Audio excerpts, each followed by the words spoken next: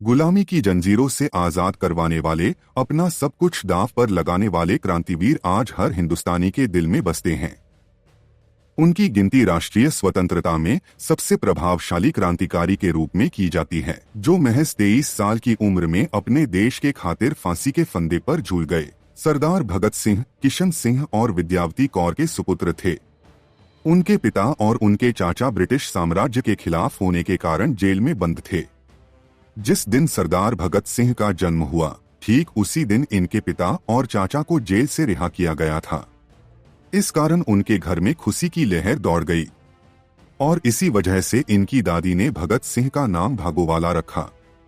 भगत सिंह की प्राइमरी शिक्षा गांव के ही स्कूल से हुई। प्राथमिक शिक्षा के पूर्ण होने के पश्चात उनका दाखिला लाहौर के डीएवी स्कूल में करा दिया गया। भगत सिंह का संबंध देशभक्त परिवार से था। वे शूरवीरों की कहानियां सुनकर ही बड़े हुए थे।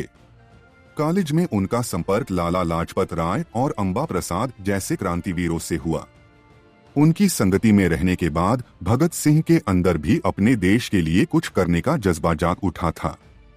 और फिर गांधी जी के असहयोग आंदोलन ने तो उनके जोश को चरम पर पहुंचा दिया। 13 अप्रैल 1919 को स्वर्ण मंदिर के समीप जलियांवाला नामक स्थान पर ब्रिटिश अफसर जनरल डायर ने अंधाधुंध गोली चलाकर हजारों लोगों को मौत के घाट उतार दिया था।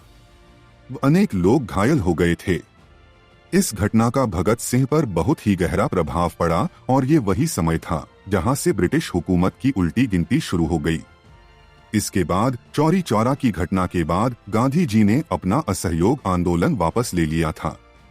इस फैसले से नाराज भगत सिंह ने गांधी जी की अहिंसक कार्यवाही से खुद को अलग कर लिया और वे युवा क्रांतिकारी आंदोलन में शामिल हो गए। और फिर भगत सिंह का अंग्रेजी हुकूमत के खिलाफ हिंसक यात्रा आरंभ हुई। भगत सिंह एक कट्टर समूह हिंदुस्तान रिपब्लिकन एसोसिएशन में शामिल हुए।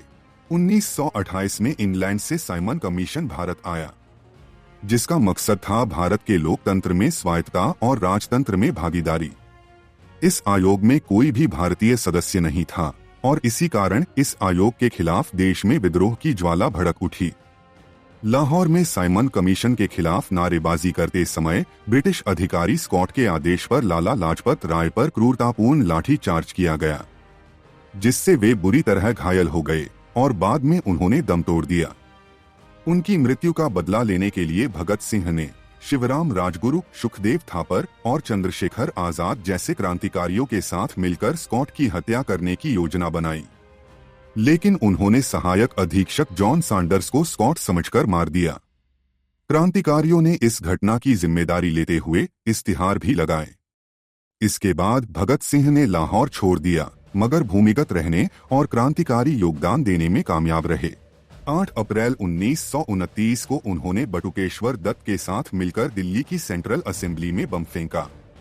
उनका उद्देश्य किसी की जान लेना नहीं था, इसी कारण उसे भीड़ वाली जगह से दूर फेंका गया था, लेकिन फिर भी असेंबली में बैठे लोग घायल हो गए। इस घटना के जुर्म में वे हिरासत में ले लिए गए।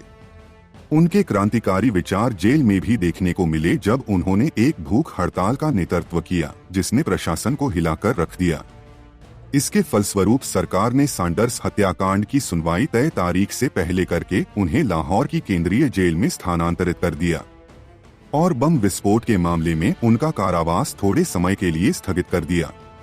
सुनवाई की एक लंबी श्रृंखला के बाद भगत सिंह, राजगुरु और सुखदेव को 7 अक्टूबर 1930 को मौत की सजा सुना दी गई और 23 मार्च 1931 की शाम को एक अजीबोगरीब चुप्पी ने लाहौर की सेंट्रल जेल को घेर लिया। सरकार और पुलिस का सारा ध्यान उनकी फांसी पर था।